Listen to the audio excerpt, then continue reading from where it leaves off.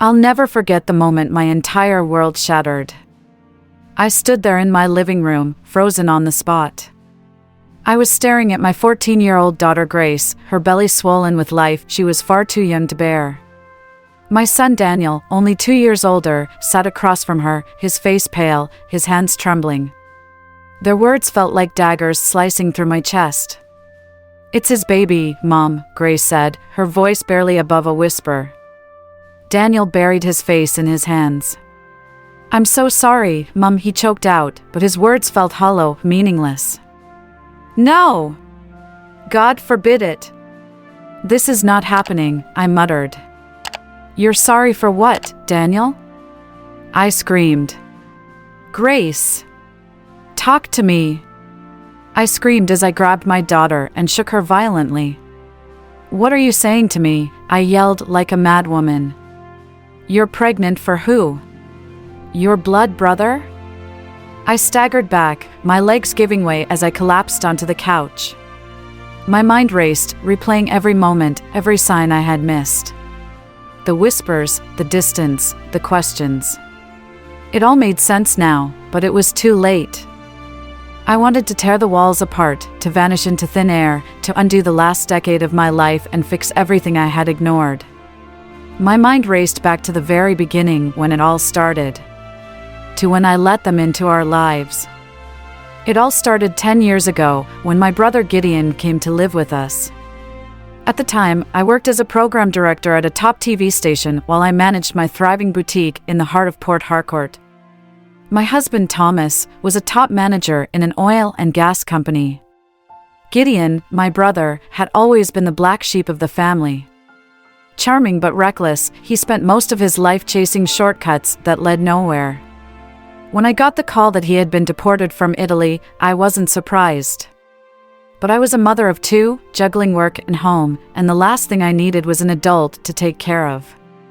Still, he was my brother. "Evelyn," he begged, his voice cracking over the phone, "you're all I have left," he had pleaded over the phone. His voice was heavy with shame, but there was a desperate undertone that tugged at my heart. He was my younger brother, after all. And though life had already burdened me with more responsibilities than I could handle, I couldn't say no. I sighed. "All right, Gideon. But just until you get back on your feet." My husband Thomas was less forgiving.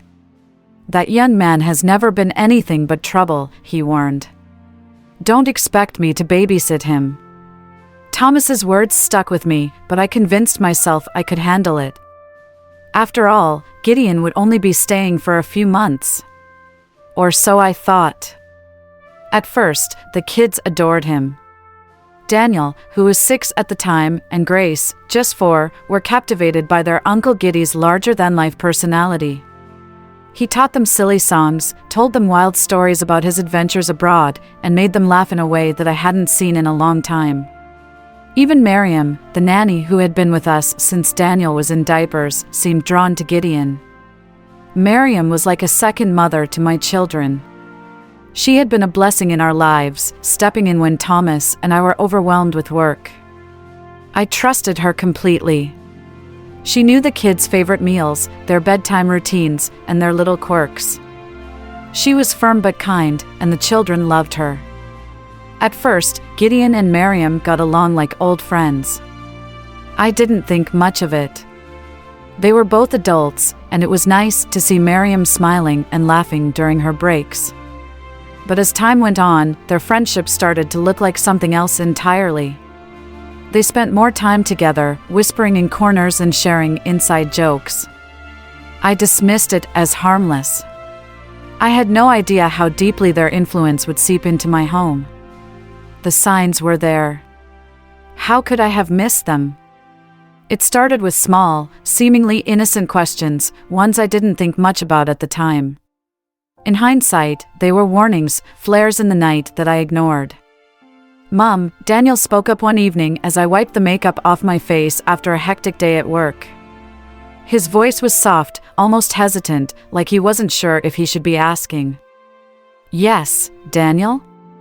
I replied, glancing at him briefly before returning to my cleanup. Mom, do you love me? I smiled, setting the wipe aside. Of course, sweetheart. Why would you even ask me that? He hesitated, his small hands fidgeting with the hem of his shirt. If you love me, why don't you kiss me? I froze for a moment, the question hanging in the air like a weight. I laughed nervously, brushing it off. I kiss you all the time, Daniel. You're my baby. Come here. He came closer, and I hugged him tightly, pressing a kiss to his forehead. You don't need to ask questions like that, okay? I'll always love you. He nodded, but there was a strange look in his eyes, something I couldn't quite place. I should have asked more questions. I should have dug deeper. But I didn't. I was busy, tired, and convinced that children often asked silly things. A few days later, Grace came to me in the kitchen while I was making dinner. She stood by the counter, her small hands gripping the edge, watching me quietly. Mom, she said softly, her voice barely louder than a whisper. Yes, Grace? Is it okay to hug people we love? I turned to her, wiping my hands on a towel. Of course, it is, darling. Hugs are nice. She nodded, her gaze dropping to the floor. Uncle Giddy says hugs can make people happy. I froze for a moment, my instincts prickling. Uncle Giddy is right, I said carefully, but hugs are only for people we feel safe with. Do you feel safe with Uncle Giddy? She nodded quickly, her curls bouncing. Yes, Mama. He's so funny. He says I'm his princess. I smiled tightly and kissed her cheek, trying to push the unease from my mind. But later that night, as I lay in bed, I replayed their questions over and over. Something didn't sit right. Why were they asking these things now? Where was it coming from? I told myself they were just kids, curious about the world around them. Maybe Gideon's presence had sparked new ideas and questions in their little minds. He was larger than life, always full of stories and jokes. I convinced myself it was harmless. But it wasn't harmless. The day I found out just how wrong I was began like any other. The sun was up, and the house was quiet as I pulled into the driveway. That was strange. The kids were on holidays. I rushed back home earlier to get a document I forgot to pick before I hurriedly left for work that day. Wanting to surprise the kids, I moved in quietly. I unlocked the door and stepped inside, greeted by an unsettling silence. Normally, mornings were full of life once the kids were home, Grace and Daniel laughing, Miriam humming as she prepared breakfast, Gideon cracking jokes. But that day, the house felt off. As I walked toward the living room, I heard faint murmurs, laughter, and something else. A sound I couldn't quite place.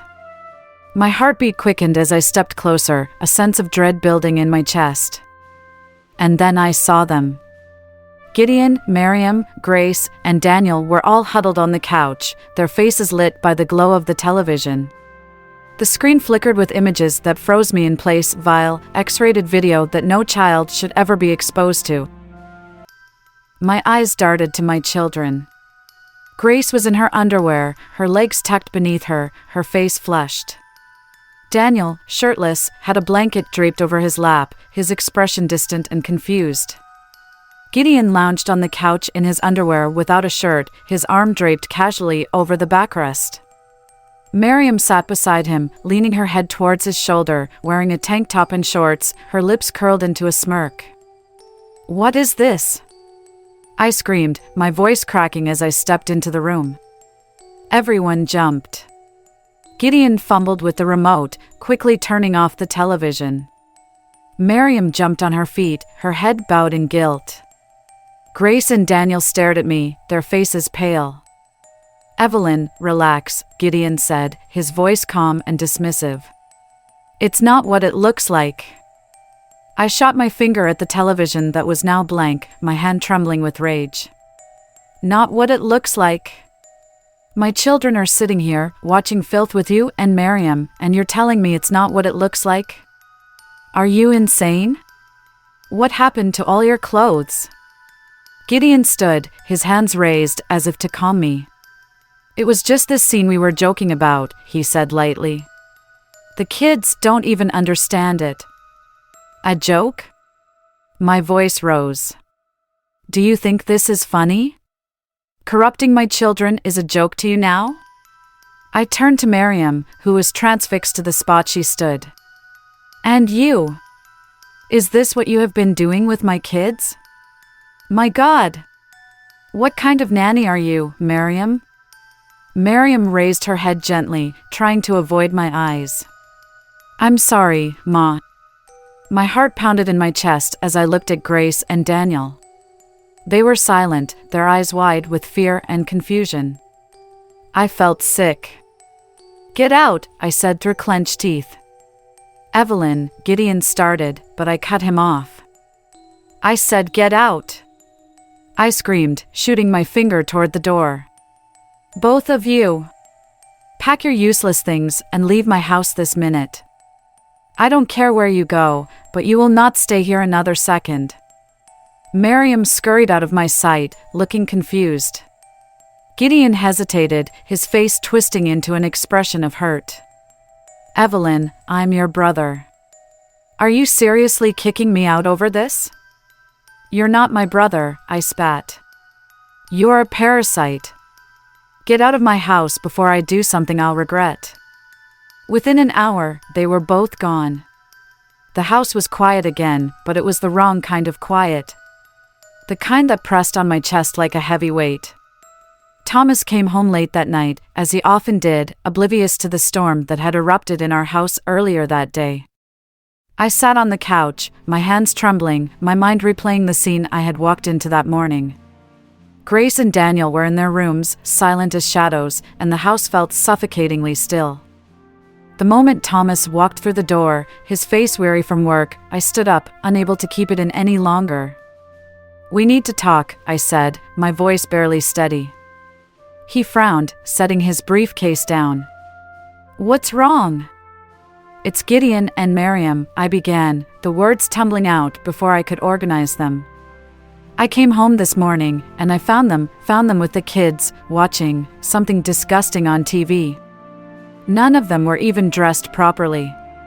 Thomas, it was vile. I kicked them out.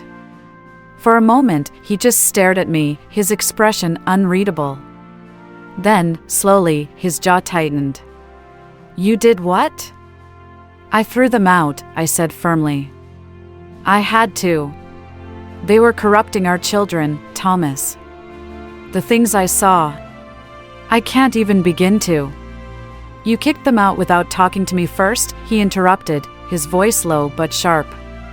What was I supposed to do? Let them stay? Pretend it didn't happen? Thomas shook his head, pacing the room. Evelyn, I've told you from the start that your brother was trouble. But Miriam? She's been with us since the kids were babies. Are you sure you're not overreacting? Overreacting? I repeated, my voice rising. Thomas, they were sitting on the couch watching filth with our children. Grace was in her underwear. Daniel wasn't even wearing a shirt. What part of that sounds like overreacting to you? Thomas stopped pacing and turned to face me. And where were you when all of this was happening, Evelyn? At work, right? Just like always. His words cut deep, sharper than I expected. Are you seriously blaming me for this? I asked, my voice trembling with anger and disbelief. I'm not blaming you, he said, but his tone suggested otherwise. I'm just saying that if we had been more present, more involved, maybe this wouldn't have happened. I felt tears sting my eyes, but I refused to let them fall. Don't you dare turn this on me, I said, my voice cracking. I've done everything I can for this family. I work to provide for us, to give our children the life they deserve. And you think this is my fault? Thomas sighed, running a hand through his hair. I'm not saying it's your fault. I'm just saying we both could have done more. His words hung in the air, heavy and suffocating. For a moment, neither of us spoke. The weight of what had happened, of what it could mean for our children, pressed down on us like a tidal wave. "What do we do now?" I finally asked, my voice barely above a whisper. Thomas sat down heavily on the couch, his shoulders slumped. "We watch them closely," he said. "We make sure they're okay. And we talk to them. Really talk to them." I nodded, though a part of me doubted it would be enough. The damage had already been done, and I could feel it growing like a shadow in the corners of our lives. The next evening, Thomas sat Daniel and Grace down at the dining table. I stood off to the side, my arms crossed tightly over my chest, watching as he tried to reach them. "Daniel, Grace," he began, his voice calm but firm. "Your mother told me what happened yesterday. I need you to tell me the truth. Did Uncle Gideon or Miriam ever do anything to make you uncomfortable?" Daniel looked down at his hands, his jaw clenched. Grace glanced at him, then at me, her eyes wide with fear. "No, Daddy," she said softly. "They didn't do anything." "Then why were you sitting there with them, watching something you shouldn't have been?" Thomas pressed. "We didn't know," Daniel muttered, his voice barely audible. "Uncle Giddy said it was funny." My heart broke at the shame in his voice, the way he refused to look at either of us. Thomas sighed, leaning back in his chair. "From now on, things are going to change," he said. "No more TV without permission. No more hiding things from us. Do you understand?" They both nodded, but their silence was deafening. The weeks following Gideon and Miriam's departure were marked by a renewed sense of determination. Thomas and I were resolved to be better parents, more present and involved. We crafted routines and schedules, convinced that structure and discipline would help the children regain their footing. The first signs of trouble came in their academics. Daniel, once a bright and inquisitive student, began to lag behind. His grades slipped, and his teachers sent notes home expressing concern. "Maybe he just needs extra support," Thomas said one evening over dinner. "We'll find him a good tutor." Grace's performance followed suit. She wasn't failing, but her teachers remarked on her lack of focus. She was present in class, but rarely engaged. "They're just kids," I reassured Thomas, trying to convince myself as much as him. "It's normal for them to struggle a bit." Thomas, ever the strategist, believed in efficiency and delegation. He made it clear that while his job as a regional manager required long hours, his weekends would now be reserved for family. I, on the other hand, juggled my day job and my boutique with military precision. We hired private tutors for both of them, scheduling lessons at the boutique to keep an eye on them. Every day after work, I would pick up the kids from school, take them to the boutique for their private lessons, and then head home together. At first, everything seemed fine. Grace and Daniel adjusted quickly to the new routines, or so we thought. They sat at the small desk tucked in a corner of the boutique, scribbling in their notebooks while their private tutor worked through the day's lesson. Their tutors reported gradual improvement, and we breathed a collective sigh of relief. It seemed like we had everything under control. Customers would smile at them as they browsed through clothes, and I felt a flicker of pride. "Your kids are so well behaved," one woman commented as she tried on a dress. I smiled, nodding. "They're good kids." And they were, at least on the surface. Grace used to be my happy, talkative child. She loved to sing, to chatter endlessly about her day at school, about her friends, about the books she loved to read. But now, she barely spoke. While Grace grew quiet, Daniel became someone I barely recognized. He was always testing boundaries, staying up late, refusing to do his homework, talking back whenever I asked him to do something.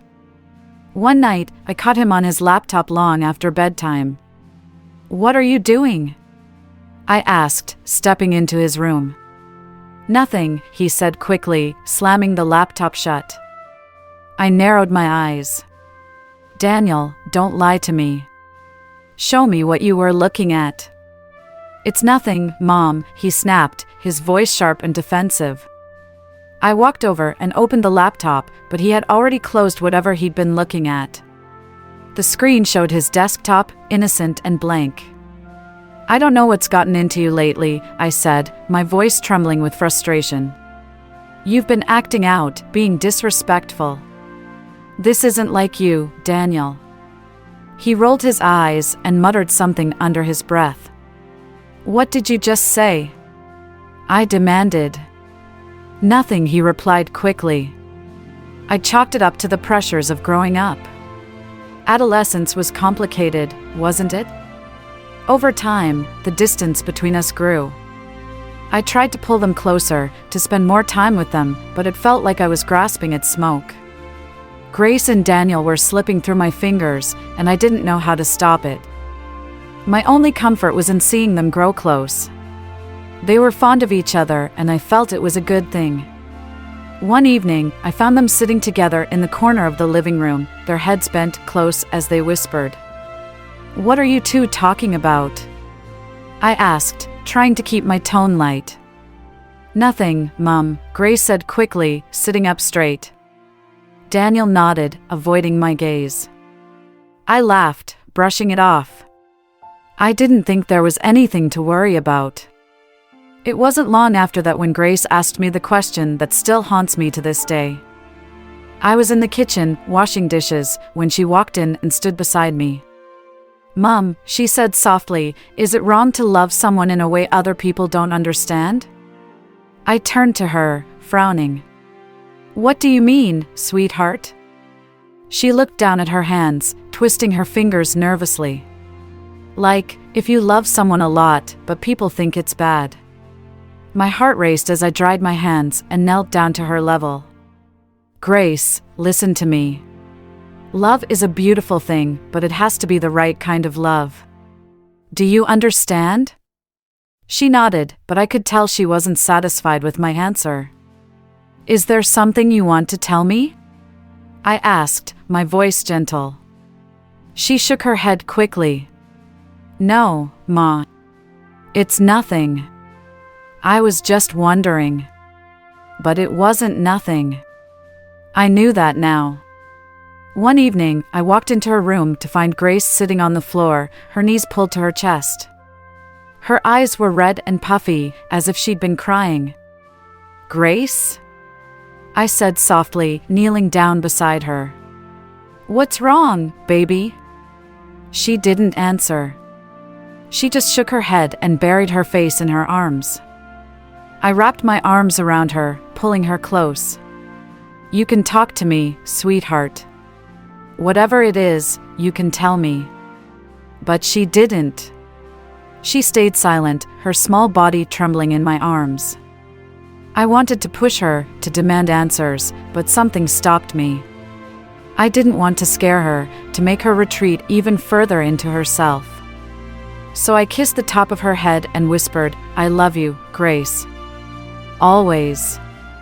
She nodded, but she still didn't say a word.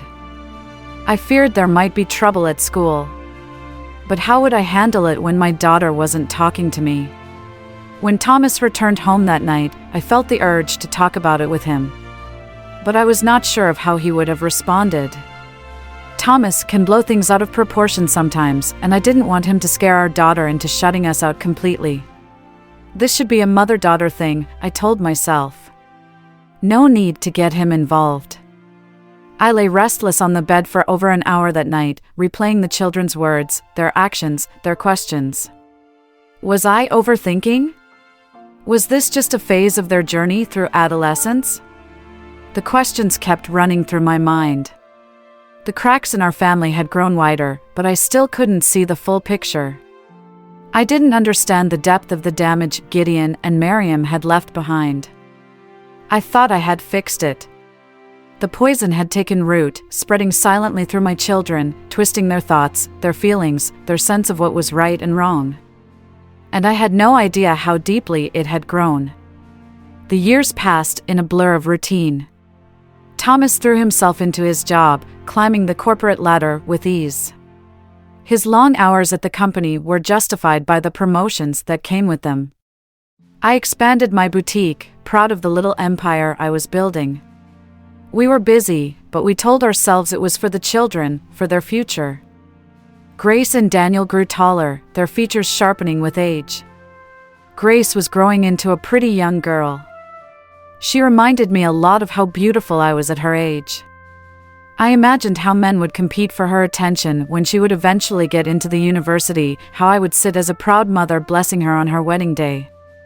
If only I knew those dreams would never come true.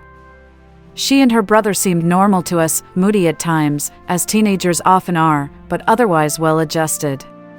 Grace loved to read, often curling up in the corner of the living room with a book. Daniel spent hours tinkering with electronics, his room filled with dismantled gadgets and wires. On the surface, everything seemed fine. But there was a distance between them and us that I couldn't quite bridge. Teenagers need their space, Thomas would say when I voiced my concerns. They're not kids anymore, Evelyn. Give them time. I nodded, telling myself he was right. It was a Saturday morning when everything came crashing down. Thomas was at work, and I had gone to the boutique to check inventory. Grace and Daniel were home, tasked with cleaning their rooms and running errands. I returned earlier than expected, hoping to surprise them with lunch. The house was quiet when I walked in, and for a moment, I thought they might still be out. But as I set the bags of food on the kitchen counter, I heard hushed voices coming from the living room. Curious, I moved toward the door, pausing just outside. You have to tell her, Daniel's voice said, low and urgent. I can't, Grace whispered, her voice trembling. She'll hate me. She'll find out eventually, Daniel replied. You can't hide it forever. My heart pounded in my chest as I stepped into the room.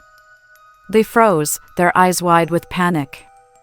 What's going on? I demanded, my voice sharper than I intended. Grace looked down, tears welling in her eyes. Daniel stood protectively in front of her, his jaw tight. Someone better start talking, I said, my gaze flicking between them. Grace opened her mouth, but no words came out. Instead, she burst into tears, burying her face in her hands. Grace? I said, my voice softening. She shook her head, unable to look at me. It's my fault, Daniel said finally, his voice barely above a whisper. What's your fault? I asked, dread pooling in my stomach. He hesitated, then looked me in the eye. Grace is pregnant, he said. The room spun around me, my vision blurring. I stared at them, unable to comprehend what I had just heard. No, I whispered, shaking my head. No, that's not possible. How? Grace sobbed harder, and Daniel clenched his fists at his sides. It's his baby, Mom, Grace said, her voice barely above a whisper. Daniel buried his face in his hands. I'm so sorry, Mom, he choked out, but his words felt hollow, meaningless. No! God forbid it. This is not happening, I muttered. You're sorry for what, Daniel? I screamed. Grace! Talk to me! I screamed as I grabbed my daughter and shook her violently. What are you saying to me? I yelled like a madwoman. You're pregnant for who? Your blood brother? I staggered back, my legs giving way as I collapsed onto the couch. My mind raced, replaying every moment, every sign I had missed. The whispers, the distance, the questions. It all made sense now, but it was too late. How did this happen? I cried, my voice filled with anguish. They didn't answer. They couldn't. The house that had once felt like a refuge now felt like a prison, suffocating and filled with shadows. And as I sat there, tears streaming down my face, I thought the worst had happened. But I was wrong. It was only the beginning. The story of Evelyn, Thomas, Grace, and Daniel is far from over, and what comes next will test their strength, courage, and the very bonds that hold them together. As Evelyn sat in the aftermath of the devastating revelation, her heart shattered and her mind raced with unanswered questions. How had things reached this unimaginable point? Could she find a way to salvage her family, or was the damage beyond repair? In Part 2, the truth continues to unfold, secrets will be confronted, and Evelyn will face the test as she fights to heal her fractured family. If this story has drawn you in, don't miss what happens next. Like, share, and subscribe to this channel, The Moral Compass, and turn on notifications so you're the first to know when Part 2 is released. What would you do in Evelyn's shoes? Share your thoughts in the comments below, and stay tuned for the next chapter of this gripping and emotional journey. Thank you for watching.